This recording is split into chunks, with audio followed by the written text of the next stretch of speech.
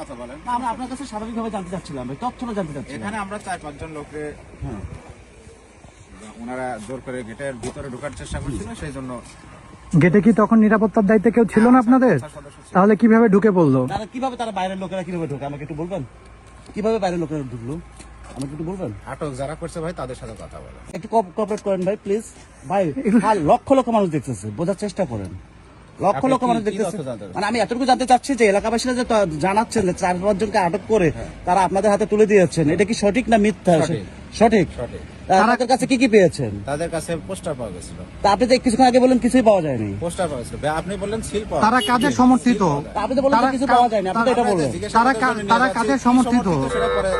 ভাই আপনি তো এইভাবে এড়িয়ে যেতে পারেন না ভাই, এভাবে তো ভুল তথ্য দিতে পারেন না। যাদেরকে আটক করা হয়েছিল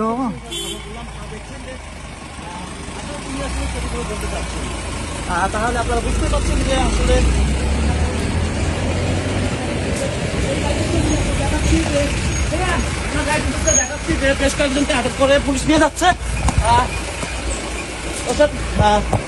আপনাদের পরিচয় কি একটু বলবেন?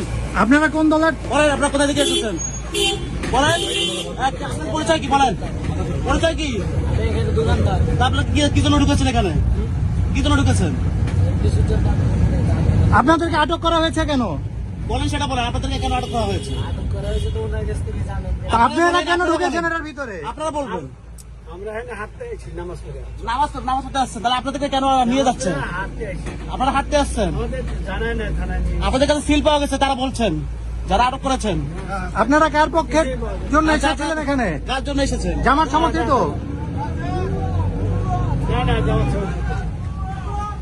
দর্শক আমরা কিন্তু পুলিশের কোনো সহযোগিতাই নেই।